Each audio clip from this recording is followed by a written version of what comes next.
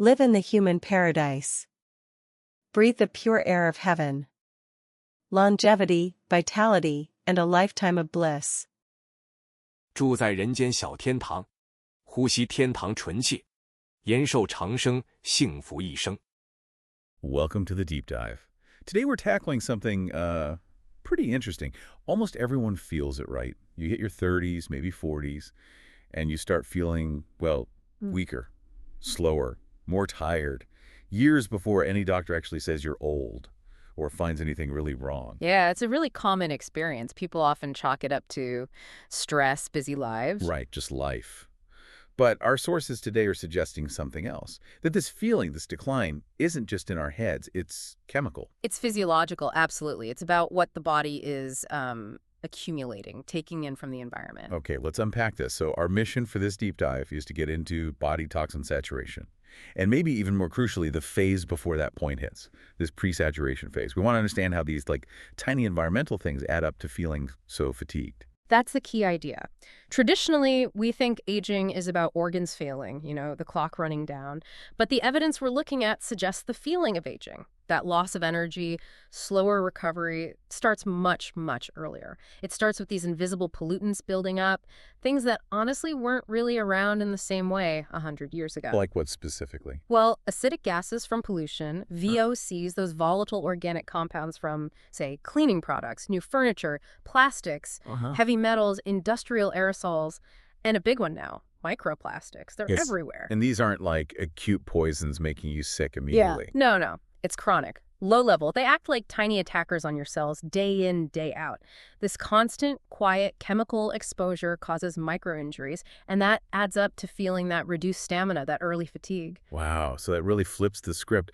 The idea isn't that time takes away youth, but that toxins fill us up until we can't repair ourselves effectively anymore. That's basically it. Our bodies are amazing at self-repair, truly. But there's a limit. The sources call it the body toxin saturation point. It's that threshold where the damage happening daily from these low-level toxins starts to outpace the body's ability to fix it. And when you cross that line, that's when you see the system slow down, metabolism gets sluggish, nerve signals lag a bit, muscle recovery takes longer. It sounds gradual but significant. Think about it this way. Every breath brings in tiny particles, some slightly oxidized cell membranes. That causes mitochondrial energy output, the cell's power, to drop just a tiny fraction. Just fraction? Yeah, but a fraction of a percent every single day for 10, 20 years. That adds up. It becomes a real measurable energy deficit. And that deficit, that's the fatigue you feel creeping in during your 30s and 40s. Okay, so if aging is this accumulation process and the damage is fractional but daily, what's this pre-saturation phase you mentioned? When does that kick in? Who's in it? Right, the pre-saturation phase. It's that critical window, often starting maybe late 20s, definitely early 30s for many. Toxin levels are high enough to mess with how efficiently your cells work, but not quite high enough to show up as full-blown disease on a standard blood test. So your body is struggling, but the usual test might look normal. Pretty much. It's characterized by functional decline. You don't function as well, even if nothing's technically broken yet. What are the signs then? What should people look out for? Well, they're often dismissed because they're so common, But they're biochemical signals, things like reduced stamina, just not having the energy you used to, slower reaction times, maybe feeling mentally a step behind.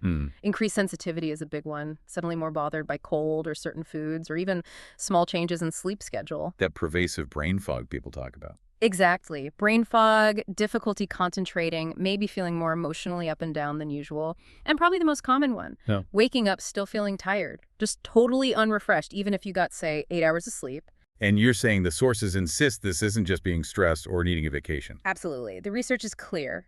This is measurable biochemical interference. It's your body being suppressed before you get to actual organ damage. How can you tell the difference? Well, if it were purely psychological, you'd expect it to come and go more, maybe get better with rest or a change of scenery.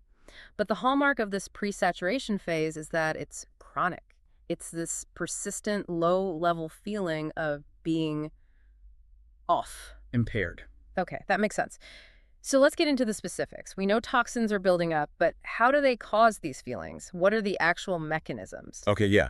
Here's where it gets really interesting. The sources point to three main ways this low-level exposure translates into feeling fatigued and foggy. Lay them on us. What's the first one? The first is subtoxic accumulation messing with your energy. Hmm. Basically, even low levels of these toxins disrupt key enzyme reactions, the ones needed to convert food into energy inside your cells. Your mitochondria, the power plants of your cells are still there, but it's like their voltage drops. Voltage drops. What does that feel like for someone? It feels like having charge but low power. Like your phone battery shows 80%, but it dies super quickly when you try to use it. You might start the day okay, but you hit an energy wall much faster. You can start things, but you can't sustain them. And that leads to that deep chronic fatigue that sleep doesn't seem to fix. Okay, so low power is the first thing. What's next? How does it affect the brain? The second mechanism is neurotransmission disturbance. We now know that some of these chemicals, like VOCs and especially those tiny microplastics, Yeah. they can actually cross the blood-brain barrier, get right into the brain tissue. Wow. Okay. And what do they do there? Once inside, they act sort of like static. They interfere with the electrical signals between your neurons, the synaptic signaling. They can also mess with neurotransmitter balance. And the result of that static. That's where the brain fog comes from, the reduced focus, trouble concentrating, and even the emotional ups and downs, feeling irritable or moody for no clear reason. Your brain signals are literally getting delayed or scrambled by this biochemical interference. Okay, low power brain static. What's the third piece? How does it tie back to the whole body? The third is endocrine microimbalance. Low-level exposure to things like aerosols, heavy metals. They can directly interfere with your hormone systems, particularly the thyroid and the adrenal glands. These are crucial for regulating metabolism, energy, stress response. So if they're hampered. Your overall metabolic rate slows down. Everything Ah. just runs a bit slower, less efficiently. Gotcha. So you combine that low mitochondrial power, the slowed brain signals, and a sluggish metabolism. Exactly. And that combination gives you the classic picture of the pre-saturation phase. You're not technically diagnosed with a disease, but you definitely don't feel young or vibrant. You feel dragged down. It really sounds like the fatigue and brain fog are direct physical symptoms of these internal slowdowns. The sources even talk about the sense of age being almost like a chemical illusion. Yeah, that's a fascinating concept. If your energy production is sputtering and your internal signals are delayed, your brain basically interprets that biochemical sluggishness as the passage of time. It feels like you're aging faster because your internal chemistry is running slower. It's projecting that internal state onto your perception of time itself. Right. And this ties into something people often report, especially in the 40s, what the sources call the not enduring phenomenon. Not enduring, meaning Meaning you still have the muscle strength, you can lift the heavy thing, you can start the run, but your endurance just collapses. You can't last. I see. You can exert power, but not for long. Precisely. And it's not about willpower or being out of shape in the traditional sense. It's because your energy supply chain is unstable. The toxin interference makes your energy production flicker and fail under demand. Can we break down what's happening physiologically when someone tries to push through that feeling and their energy just collapses? Sure. It's usually several things hitting at once. Ooh. First, as we said, that mitochondrial voltage drops, so ATP production, the actual fuel molecule, slows way down. Less fuel available. Right. Second, you get accelerated lactic acid buildup. Because the cells aren't clearing waste products efficiently either, that burning, fatiguing feeling hits much sooner and harder. Okay. And third, you often see autonomic imbalance. Your nervous system struggles to regulate things like heart rate and blood pressure smoothly during and after exertion. Recovery takes much longer. So your body just can't keep up internally. Exactly. And subjectively, what does that look like? It looks like needing caffeine or sugar constantly to just prop yourself up, and maybe finding yourself avoiding activities you used to enjoy, anything that requires sustained effort, because deep down, your body knows it can't reliably deliver the energy. Okay, that paints a clear picture of the pre-saturation phase, but let's quickly look ahead. What happens if someone stays on this track and passes that threshold into actual body toxin saturation. Well, that's when things get much more serious. You move from functional decline to outright multi-organ chain failure. Chain failure. Yeah. When the body is so overloaded it just can't cope anymore, the first organ systems to give out metabolically are often the ones working hardest to detoxify. Like the liver, kidneys. Exactly. Liver, kidneys, maybe the pancreas. One of these hubs hits its saturation point, loses its ability to function properly, convert energy, clear waste. But the toxins are still coming in, right? So the burden shifts, overwhelming the next vulnerable organ, and you get this domino effect, a systemic chain reaction. And once those mean filters fail. The bloodstream basically becomes a toxin superhighway, as one source put it. The body can't clean itself effectively at all. And the symptoms then go way beyond just fatigue, I imagine? Yeah. Oh, absolutely. You start seeing systemic collapse, immune function tanks, white blood cell activity slows down, you get metabolic chaos, suddenly blood sugar is high, blood pressure creeps up, cholesterol goes haywire, and the body's basic repair mechanisms get shut down, leading to chronic inflammation everywhere. Wow. Yeah, and the sources make a really important point here. Often, conditions like insomnia, high blood pressure, maybe memory problems developing around the same time, we tend to view them as separate diseases. But the research suggests they might often be just different symptoms of the same underlying process. One continuous toxin curve overwhelming multiple body systems. That's a huge reframing. Seeing it as one process, not separate illnesses. Which leads to the big question. So what does this all mean? For someone listening right now, maybe feeling that chronic fatigue, the brain fog, waking up tired, what can actually be done? How do you prevent or even reverse this? Right, the practical side. And we know this pre-saturation phase is real because clinicians see it. Patients report these exact symptoms, long before their standard lab tests show, say, full-blown diabetes or major thyroid failure.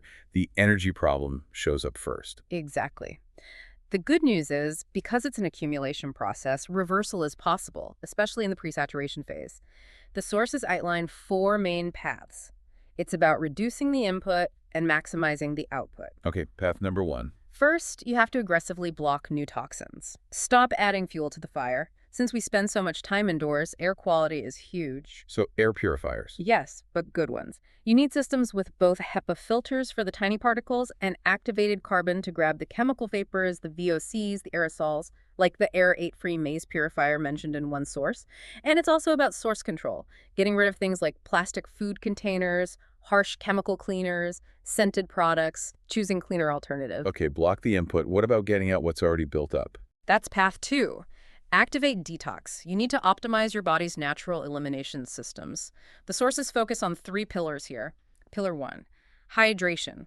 Really making sure you're drinking enough clean water to support your kidneys and help flush things out at a cellular level. Simple but crucial. Pillar 2. Sweating. Mobilizing those stored toxins. Infrared sauna use is often highlighted because it can help pull out metals and persistent organic pollutants stored in fat tissue. But any significant sweating helps. Makes sense. And pillar 3. Deep restorative sleep. But crucially, in pure air. Your liver does its major detox and regeneration work overnight. If you're breathing polluted air while you sleep, you're hindering that whole process. You need clean air for the body to fully enter that regeneration window. So the air purification and the sleep detox work together. Absolutely synergistic. Okay, path 3 is early intervention. Recognizing that everyone has certain vulnerabilities. Maybe your liver is genetically weaker, or your kidneys, or lungs due to environment. So finding ways to detect stress or microdysfunction in your specific vulnerable organs early on, before they reach full saturation, is key. This might involve more specialized functional testing, not just the standard checkup labs. Proactive detection. Okay. And the final path, you said it ties back to that sense of time. Exactly. Path 4 is the neuroenergetic reset. This was a really interesting finding in the sources.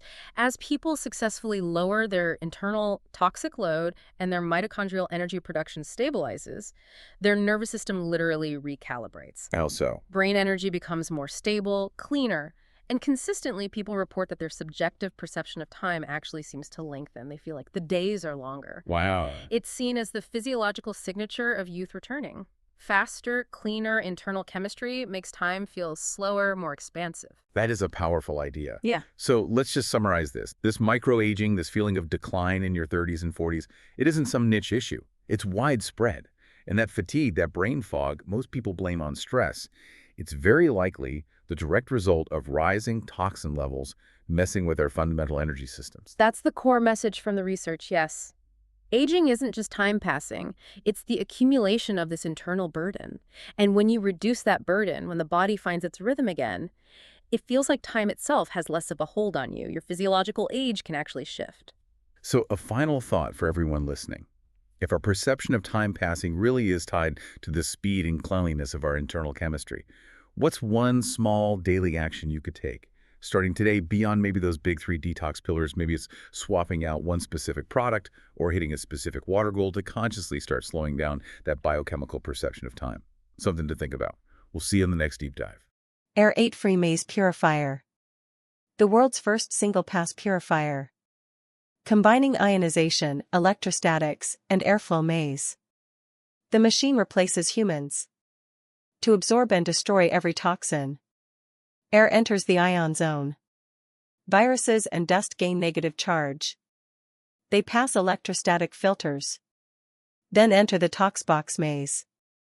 Aerosols dry on electrode walls, breaking down into CO2 and water. Inside the maze, air twists and strikes over 60 times. Each turn ends a toxin's life.